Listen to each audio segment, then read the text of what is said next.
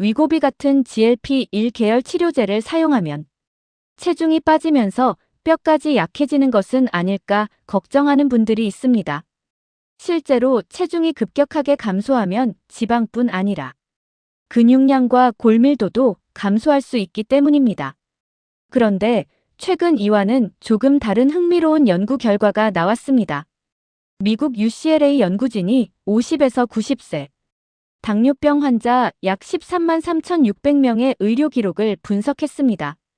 연구진은 GLP-1 수용체 작용제를 새로 사용한 환자와 DPP-4 억제제를 사용한 환자를 비교해 3년 동안 골절 발생 여부를 살펴봤습니다. 그 결과 GLP-1 계열 치료제를 사용한 환자는 DPP-4 억제제를 사용한 환자보다 취약성, 골절 위험이 21% 낮게 나타났습니다. 취약성 골절이란 교통사고처럼 강한 충격이 아니라 서 있는 높이에서 넘어지는 정도의 비교적 약한 충격에도 뼈가 부러지는 것을 말합니다. 특히 나이가 들수록 주의해야 하는 고관절과 대퇴골, 척추, 골절에서도 위험이 낮아지는 경향이 관찰됐습니다. 왜 이런 결과가 나타났을까요? 아직 정확한 이유는 밝혀지지 않았습니다. 2형 당뇨병은 혈당 문제뿐 아니라 뼈의 질에도 영향을 줄 수 있어 골절 위험을 높이는 것으로 알려져 있습니다. GLP-1 계열 치료를 통해 혈당과 대사 상태가 개선되는 과정이 골절 위험에 영향을 미쳤을 가능성 등을 생각해 볼 수 있지만 현재 연구만으로 그 기전을 확정할 수는 없습니다. 특히 주목해야 할 부분이 있습니다. 이번 연구에서 골절 위험 감소는 당뇨병 환자에게서 관찰됐으며 당뇨병이 없는 사람들에게서는 같은 경향이 확인되지 않았습니다. 따라서 위고비를 맞으면 뼈가 튼튼해진다거나 골다공증 예방을 위해 위고비를 사용하면 된다고 받아들이면 안 됩니다.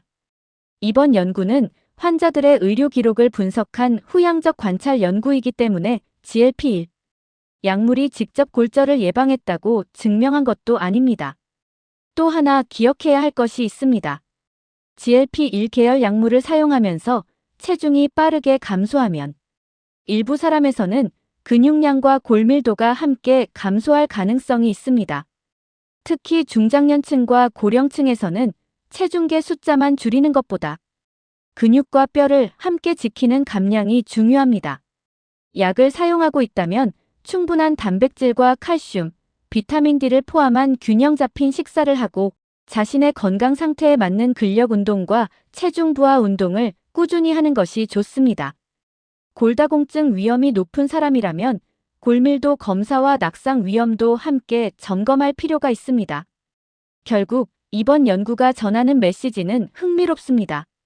GLP-1 치료제가 당뇨병 환자의 골절 위험을 반드시 높이는 것은 아니며 오히려 일부 환자에서는 낮은 골절 위험과 연관됐다는 것입니다.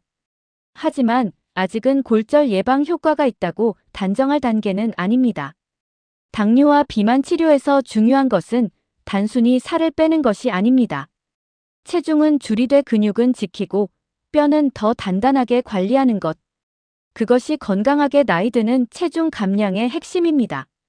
내용이 좋으셨다면 좋아요와 구독 부탁드립니다.